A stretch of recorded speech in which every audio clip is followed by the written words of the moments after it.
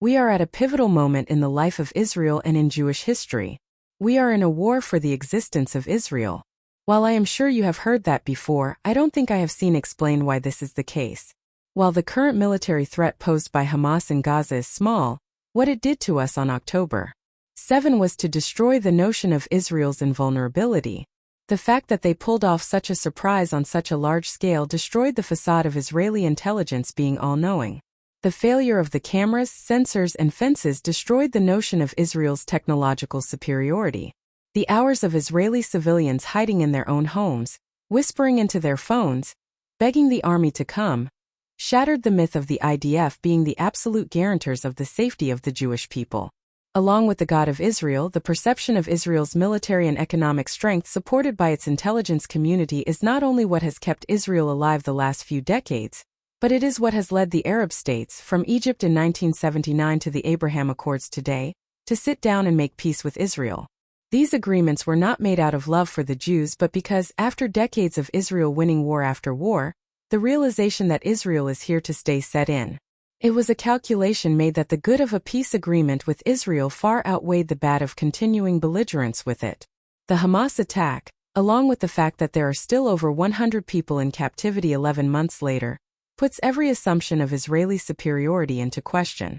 Photo of burnt cars from October 7. This alone would be enough of a catastrophe, but add to that the tens of thousands of Israelis uprooted from their homes in the north, where we practically lost territory, along with the threat by Hezbollah and Iran. Not to mention the hundreds of billions of shekels this war will cost us and our progeny. The bottom line is that Israel is in trouble. But none of these concerns worries me as much as I fear the average Israeli just getting tired of all this and picking up and moving away. Even before the war, when I would hear about Israelis moving away from here, I felt a real pain in the gut. It hurt me personally. I never for an instant blamed them. If anything, I blamed Israel itself.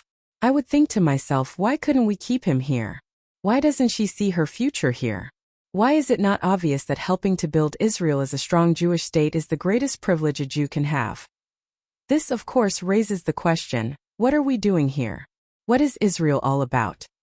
However, something incredible is happening now. They will yet write the last book in the Bible about this time, and each of us will be privileged to contribute a verse. Stay updated with the latest news. Subscribe to the Jerusalem Post newsletter. Subscribe now. What Israel has accomplished in the last 8 decades is nothing less than a full-fledged miracle. The spirit of Yisrael Saba, the Jewish people throughout all the generations, was stirred around the globe, and what it brought forth is a new renaissance of Jewish life and belonging. Jews woke up to their Judaism and had to either confront or embrace their identity, and for the most part they embraced it. But still, what is it that we are doing here? What is the end game? It is easy to look to Israel as a safe haven for the Jews. That would be low-hanging fruit. And for those who want to counter with the 1,200 Jews murdered on October 7 as proof of Israel's failure as a safe haven, I would only remind them what happened on October 8 when the sleeping lion woke up. We saw an Israeli TikTok Gen Z turn from its solipsistic selfies to become entirely selfless. Never mind the fact that the 1,200 murdered Jews, each one a universe unto him/herself, represented but an hour of the death toll in Auschwitz on any given Tuesday in 1944. No, Israel is not about being a safe haven for Jews. If it were that and that alone, it would not be enough. Not enough to suffer for. Not enough to strive for. Not enough to endure for. Israel is about the Jews taking their unique gifts as Jews and presenting them as an actor on a world stage.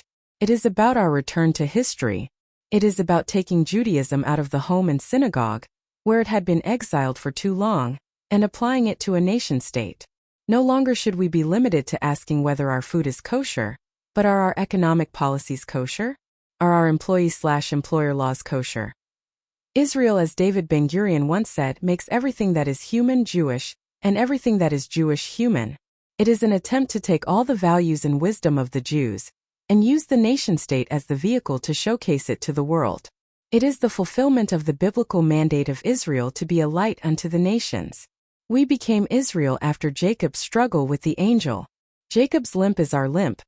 It is a physical manifestation of the continued struggle of the Jewish people to wrestle with both God and man.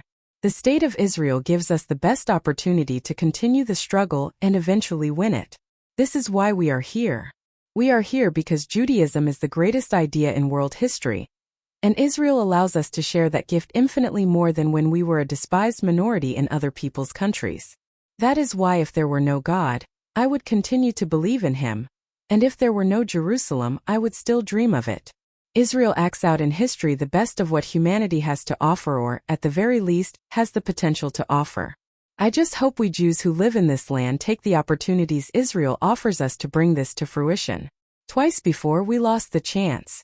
Let's not lose it again.